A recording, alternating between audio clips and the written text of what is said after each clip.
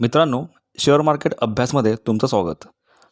आपल्याला हा प्रश्न नेहमी पडतो, की आपण जे शेअर्स बाय केले आहेत, त्याच्यामधून बाहेर कधी पडावं?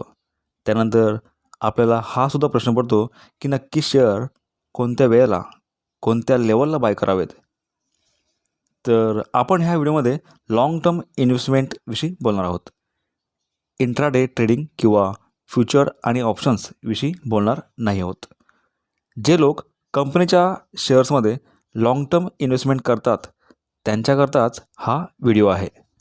तर लाँग टर्म इन्व्हेस्टमेंट करण्यासारखे जे शेअर आहेत, ते नक्की कोणत्या वेळेला बाय करावेत किंवा कोणत्या सपोर्टला बाय करावेत, ह्याविषयी आपण सविस्तर बोलणार आहोत. चला तर मग या व्हिडिओला सुरुवात करूया. मित्रांनो, आपल्याला नेहमीच असे प्रश्न पडतात, जसे की शेअर नक्की कधी बाय करावा, कोणत्या प्राईजला बाय करावा, कोणत्या लेवलला बाय करावा, स्टॉकमध्ये प्रॉफिट झाले तर ते कधी बुक करावं, किंवा आपण ज्या शेअरमध्ये इन्व्हेस्ट केला आहे तो डाऊन होत चालला आहे, तर अशा वेळेला काय करावं? असे एक ना अनेक प्रश्न आपल्या मनात निर्माण होतात. तर खरं सांगायचं तर परफेक्ट बाईंग लेवल कुणालाच माहीत नसते. तुम्ही एखादा फंडामेंटली स्ट्रॉंग शेअर निवडला असेल, तर त्याच्यामध्ये थोडं थोडं इन्व्हेस्टमेंट करायला हवं. जेव्हा तो स्टॉक 10% पडतो किंवा 20% पडतो, तेव्हा आपण घेतलेल्या क्वांटिटीच्या दुप्पट क्वांटिटी त्याच्यामध्ये ॲड केली पाहिजे. म्हणजे तुम्ही जर त्या कंपनीचे 100 शेअर्स बाय करू शकता, पण सुरुवातीला तुम्ही फक्त 10 क्वांटिटी घ्यायला पाहिजे. त्यानंतर शेअर खाली पडत गेला की पुन्हा 20 क्वांटिटी बाय करायच्या. अशा प्रकारे थोडी थोडी इन्व्हेस्टमेंट करायची असते. पण इथेच आपले बरेचसे मित्र चूक करतात. ते एखाद्या शेअरमध्ये एकदम जेवढी अमाऊंट आहे, तेवढी अमाऊंट पूर्णच्या पूर्ण शेअर्समध्ये इन्व्हेस्ट करतात. आणि शेअर जर खाली आला आणि त्यांना लॉस दिसायला लागला, तर मग ते टेन्शन घेतात किंवा लॉस बुक करतात. म्हणूनच मित्रांनो, एखादा शेअर घ्यायचा तुमचा निर्णय झाला, तर तुम्हाला जर त्या कंपनीचे 100 शेअर्स घ्यायचे असतील, तर सुरुवातीला फक्त 10 शेअरच घ्यावेत. लाँग टर्म इन्व्हेस्टमेंट आपण ज्या शेअरमध्ये करणार आहोत, त्या कंपनीचा पहिल्यांदा बिझनेस पाहिला पाहिजे. तो फ्युचरमध्ये वाढणार आहे का, याविषयी स्टडी केला पाहिजे. परफेक्ट बाईंग लेवल किंवा परफेक्ट सेलिंग लेवल असं काही नसतं. ह्या जगात कोणालाच परफेक्ट बाईंग लेवल माहीत नाही. मोठे मोठे इन्व्हेस्टर आहेत, त्यांनासुद्धा नाही.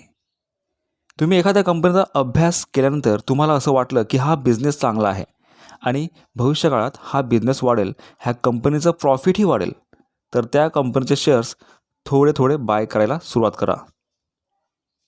शेअर बाय करण्याची योग्य वेळ पाहू नका.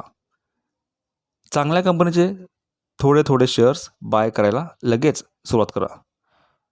मित्रांनो, ह्याआधी तुम्ही पाहिलं, फेब्रुवारी 2020पासून मार्केट जे परत गेलं ते जवळपास 3 एप्रिल 2020पर्यंत.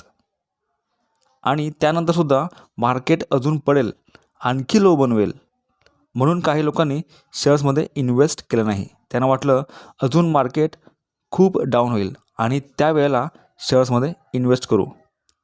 पण त्यानंतर काही महिन्यांनी मार्केट जिथून पडलं होतं, त्या पॉईंटपासून ऑल टाईम हाय बनवत मार्केट बराच काळ वर राहिलं.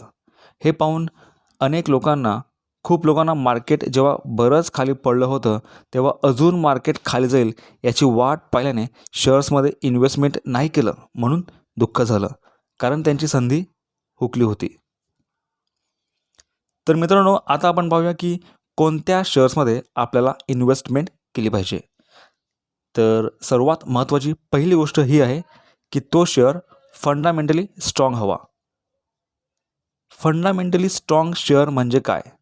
तर ज्या कंपनीचे रिझल्ट चांगले आहेत, कंपनीचा रेव्हेन्यू वाढत चालला आहे, त्याचबरोबर कंपनीचं प्रॉफिटही वाढत चाललेलं आहे, प्रोमोटर होल्डिंग चांगले आहे, कंपनीचं मॅनेजमेंट चांगलं आहे, कंपनीची बॅलन्स शीट चांगली आहे, अशा शेअर्समध्ये इन्व्हेस्टमेंट केली पाहिजे. त्यानंतर तो शेअर जेव्हा जेव्हा पडेल, तेव्हा तुम्ही त्याच्यामध्ये थोडी थोडी शेअरची क्वांटिटी ॲड करत राहिलं पाहिजे. फंडामेंटली स्ट्रॉंग शेअर जास्त पडत नाहीत.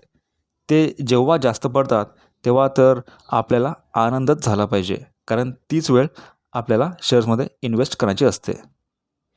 अशा प्रकारच्या फंडामेंटली स्ट्रॉंग शेअर्सने जो हाय केलेला आहे, त्या हायपासून तो शेअर जर 15 ते 20% डाऊन झाला असेल तर अशावेळी आपण त्याच्यामध्ये इन्व्हेस्ट करण्याचा विचार करू शकतो.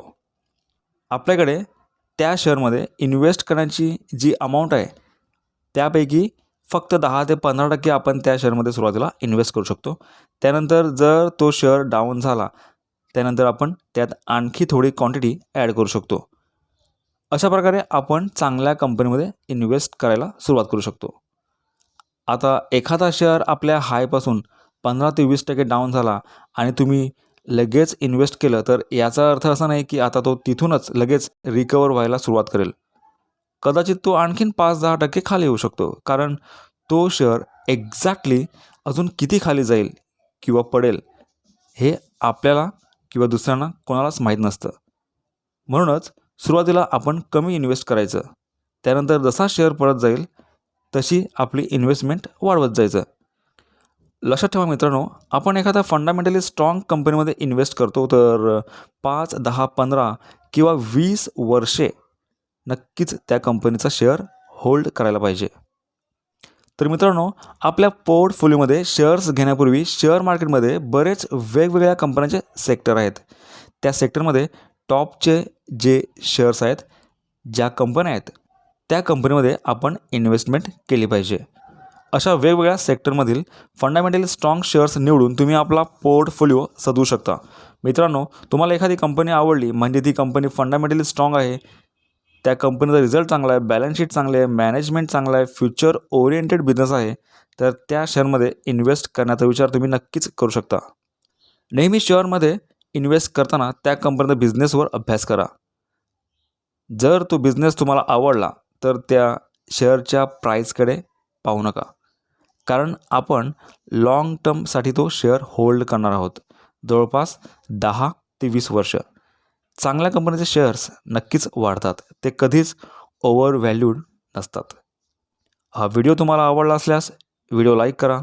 ह्या आपल्या चॅनलवर तुम्ही पहिल्यांदाच आला असाल तर चॅनलला नक्की सबस्क्राईब करा आणि आपल्या मित्रांसोबत हा व्हिडिओ नक्कीच शेअर करा.